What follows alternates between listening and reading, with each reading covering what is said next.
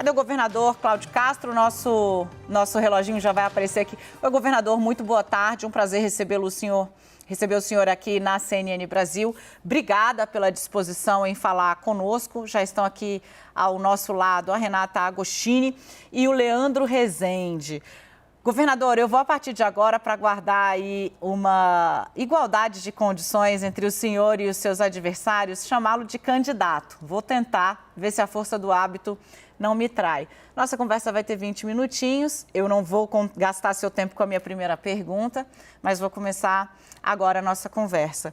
Governador, foi no seu curto mandato, já que o senhor teve aí um período como vice, aconteceu durante essa sua passagem pelo governo do Rio de Janeiro, aconteceram algumas das mais letais operações da Polícia Militar no estado. A gente teve mãe baleada dentro de casa, rastro de destruição, muitos corpos, várias discussões a respeito do papel da polícia, intervenção do Supremo Tribunal Federal exigindo comunicação prévia, comprovação de necessidade. O senhor, na sua propaganda eleitoral, o senhor fala em enfrentar a criminalidade sem medo. Sem medo, sempre, claro, com a força do Estado.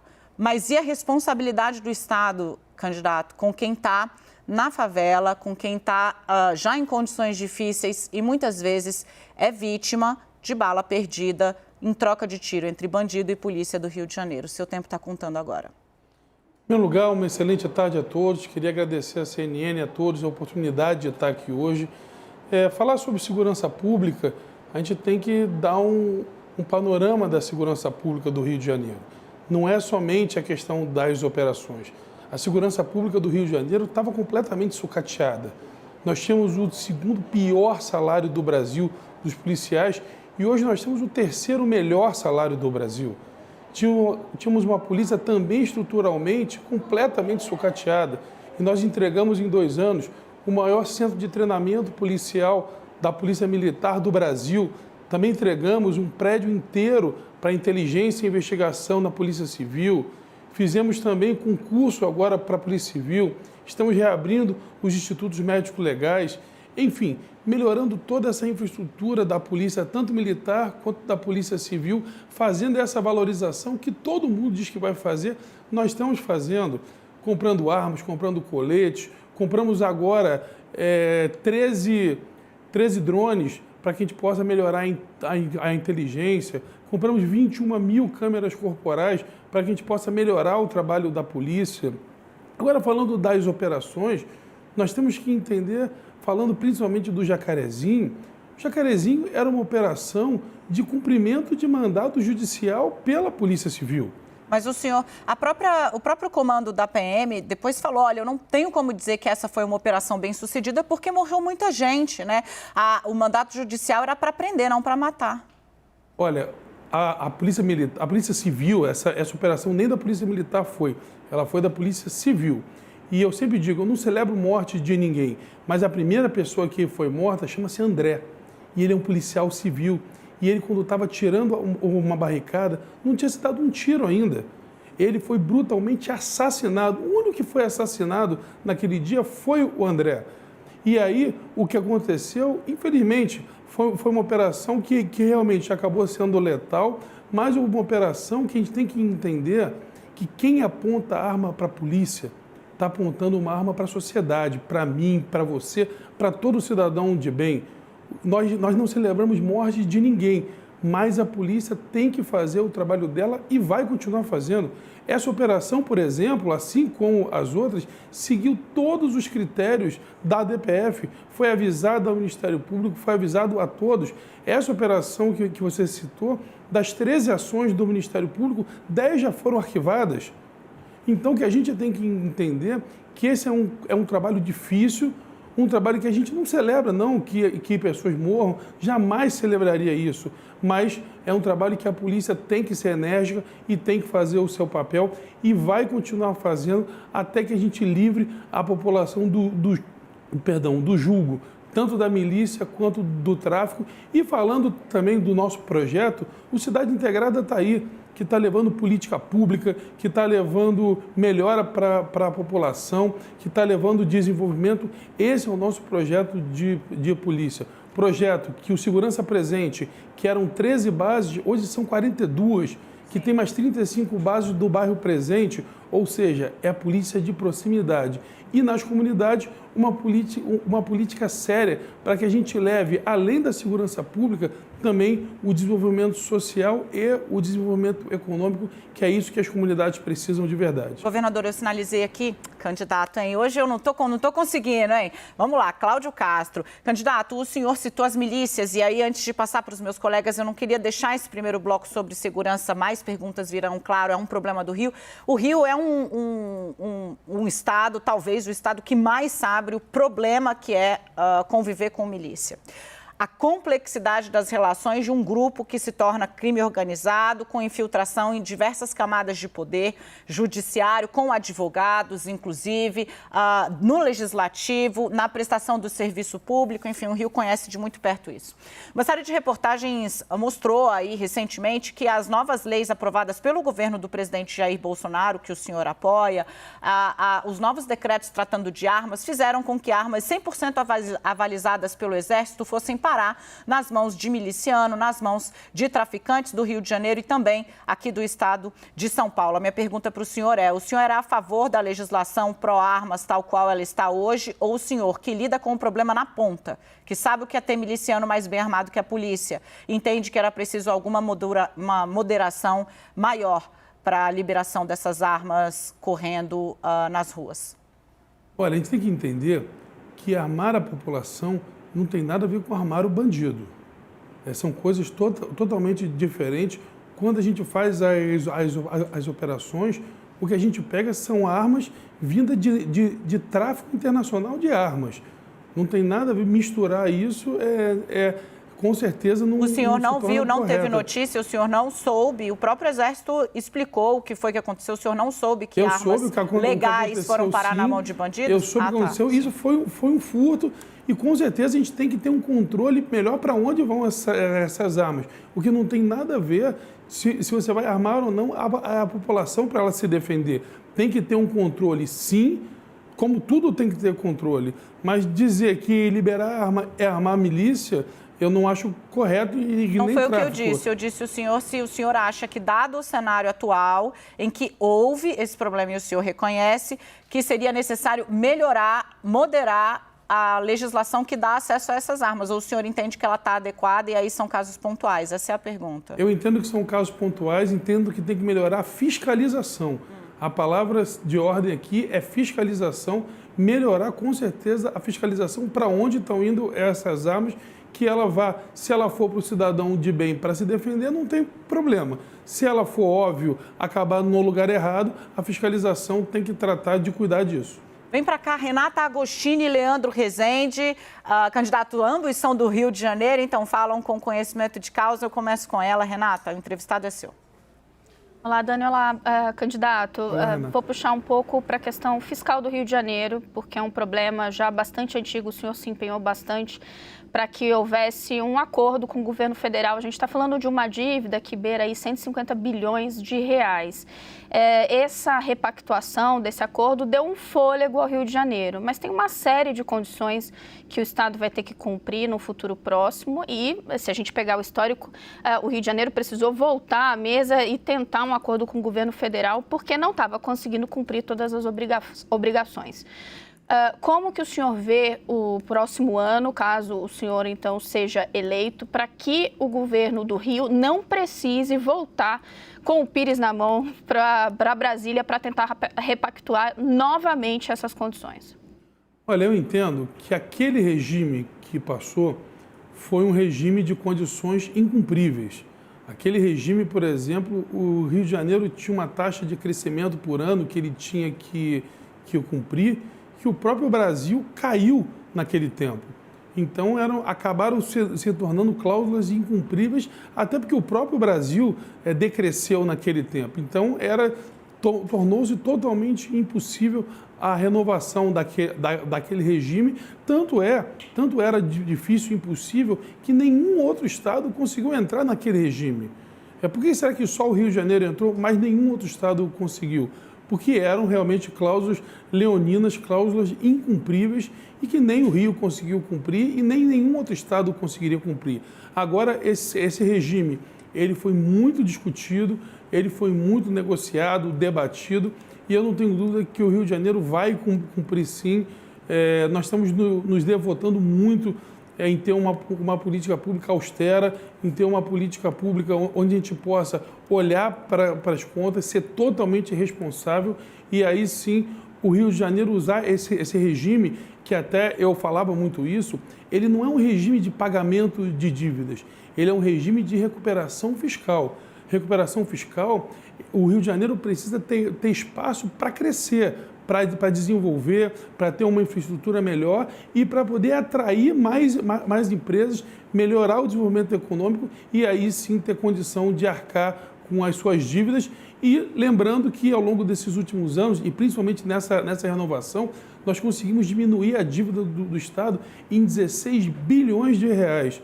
Então, realmente, já foi um avanço para o Rio de Janeiro e eu não tenho dúvida que a gente vai avançar muito mais. Candidato, mas esse aceno à austeridade, ele inclui resistir à pressão de servidores por aumentos nos seus salários, por exemplo? Olha, o que a gente viu, o Rio de Janeiro tinha 7 anos que não fazia sequer recomposição. Quando você deixa 7 anos sem recomposição, que é diferente de todos os outros estados, você está falando também em diminuir muito o poder de compra do servidor. O que nós fizemos foi uma mera recomposição, que inclusive estava prevista no plano, não fizemos nada fora do plano, ou seja, mantivemos a austeridade fiscal e sou criticado até por não ter feito mais. Categorias, eles queriam mais, mas tudo que foi feito foi dado compensação, assim como previu o plano, e eu entendo que a gente só vai poder dar, que inclusive está nesse plano, a gente só vai poder dar com a anuência do Conselho do regime de recuperação fiscal e assim será feito sempre no processo de diálogo, mas respeitando aquilo que foi pactuado. Leandro Rezende vem para cá direto do nosso estúdio no Rio de Janeiro. Leandro, o candidato é à disposição. Candidato, é preciso voltar ao tema da segurança porque é a principal preocupação do nosso eleitor aqui do nosso estado. Quase 10% dos fuzis que foram apreendidos aqui no Rio de Janeiro foram de um colecionador que os comprou legalmente e repassou para uma facção criminosa. Isso está numa investigação da Polícia Civil. O senhor falou há pouco para a Dani que entende que o cidadão de bem que queira se armar não há problema, mas o senhor defende que cidadãos do Rio de Janeiro, um estado que tem tantos problemas, possam comprar fuzis legalmente? As investigações estão mostrando que alguns estão repassando para facções criminosas. Olha, o cidadão que compra arma para vender para tráfico e milícia, ele já é criminoso. Então, isso com certeza, o processo de fiscalização leva a gente a saber quem é criminoso e quem não é. Eu com certeza não concordo com alguém que compre fuzil e venda por crime organizado. Esse é um criminoso e tem que ir para a cadeia. E para isso, a fiscalização ela é fundamental. Com uma fiscalização séria que funcione, a gente vai ver que alguém comprou fuzil e que não pode comprar fuzil. Eu não sou favorável a essas armas de uso exclusivo das forças de segurança irem parar na mão de ninguém e ainda mais essa pessoa vendendo para crime organizado. Esse é um bandido criminoso, não é cidadão. Eu sigo com o Leandro. Leandro, pode engatar mais uma. Obrigado, Dani. Vamos falar um pouquinho de política, então. Governador, o senhor se apresenta como uma novidade, né? O senhor se coloca quem é esse cara. O senhor gravou um vídeo em apoio ao Marco Antônio Cabral, filho do ex-governador Sérgio Cabral, recebeu apoio do ex-governador Antony Garotinho, foi vice de Wilson Witzel, que sofreu o processo de impeachment, teve como liderança no seu governo o Márcio Pacheco, que está no Tribunal de Contas do Estado, depois de ter sido denunciado por um esquema de rachadinhas. E o senhor tem 14 partidos na sua coligação, vários que já estiveram no poder no Rio de Janeiro nos últimos anos. Que novidade é essa, governador, que o senhor quer apresentar para o Estado? Olha, novidade é de um governo que tem evoluído muito em números. Do governo que depois de 5 anos, todos os governos tendo conta rejeitada, teve as contas aprovadas. Novidade de um governo que durante os últimos 7 anos mandou o orçamento com déficit e agora não, agora mandou um orçamento com superávit. Novidade de um governo que, diferente dos outros, que encerrou as políticas sociais, um governo que está retomando todas as políticas sociais. Novidade de um governo que não aumenta impostos, mas ao inverso, um governo que reduz impostos, um governo que olha para o cidadão, um governo que, em vez de celebrar, ou na verdade não celebrar, se entristecer com 2 dígitos de desemprego, um governo que no dia de ontem recebeu a notícia que depois de 7, 8 anos o desemprego está em 1 dígito só. Enfim, o governo que está fazendo do Rio de Janeiro crescer, o governo que está tirando o Rio de Janeiro do ostracismo, que fez a maior concessão da história desse país, onde todo mundo dizia que não ia fazer, que foi a concessão da SEDAI. Com certeza é um governo em números, o governo que tem os melhores dados da segurança dos últimos 10 anos, inclusive o homicídio doloso, o melhor dado dos últimos 31 anos. Essa é a grande novidade. Um governo que volta a funcionar, um governo que tem a maior política pública na questão de habitação popular da história do Rio de Janeiro. Isso sim é muita novidade, Leandro. Agora, governadora, a gente fala muito do avanço da fome, né? No Brasil inteiro, a olhos vistos, no Rio de Janeiro não está excetuado aí esse problema, né? Eu queria entender como é que o senhor está tratando essa questão do avanço da pobreza e se o senhor acha que o governo que o senhor apoia, o governo do presidente Jair Bolsonaro, fez tudo o que pôde para conter a carestia na vida dos mais pobres por conta da pandemia e da guerra. É fato, o desempenho era exatamente o que o senhor esperava? É isso? O que o senhor propõe para quem está ali vendo a dificuldade que é pagar uma cesta básica e o aluguel e a conta de luz e tudo junto que precisa para sobreviver com um mínimo de dignidade? Olha, eu acho que o Auxílio Brasil é uma grande ação, inclusive que os partidos que são contra mim foram contra o Auxílio Brasil. A gente tem que lembrar isso. Você, cidadão que receberá o Auxílio Brasil, os partidos que são contra a gente foram contra. Eles queriam que você continuasse recebendo R$ 89, R$ 100 e não os 600. Aqui no Rio de Janeiro, falando da gente aqui, nós fizemos o Super RJ, que foi o nosso auxílio emergencial. Atendemos mais de 325 mil famílias. Já reabrimos 9 restaurantes do povo com comida a R$1. Estamos com café da manhã do trabalhador, 80 mil cafés da manhã todo dia, mas principalmente é um governo que tem olhado pelo emprego. Eu entendo que não há programa social melhor que o emprego. Nós já abrimos 55 mil vagas de FATEC. Nos últimos 2 anos, tivemos um número recorde de empresas abertas no Rio de Janeiro. Foram mais de 143 mil novas empresas saindo dos últimos lugares do CAGED para o 3º lugar do CAGED, abrindo mais de 258 mil novas vagas de emprego com carteira assinada. Então, é um governo que olha pela economia, olha pelo emprego, mas que também olha pelo mais pobre, olha para a gente tentar. O nosso programa do RJ Alimenta, foram mais de 4 milhões de refeições nesses 2 anos, e é um governo, sim, que retomou as políticas sociais e que está olhando para a fome de uma maneira preocupada, mas de uma maneira efetiva. Governador, eu posso pedir um favor ao candidato Cláudio Castro? A gente tem ainda 3 minutinhos e eu queria trazer a Renata e o Leandro. Vou pedir perguntas bem sintéticas e uma resposta sintética para eu poder ainda reservar para o senhor uns 20, 30 segundos para as considerações finais. Renata? Candidato, o candidato à presidência do partido do senhor e aliado, Jair Bolsonaro, tem sido protagonistas de críticas infundadas às urnas eletrônicas e ataques ao sistema eleitoral. O senhor concorda com a postura do presidente? Olha, eu não sou comentarista das falas do presidente, com todo respeito, mas eu vou dizer o Cláudio Castro. Eu perdi a eleição uma vez, não questionei. Ganhei a eleição, não questionei.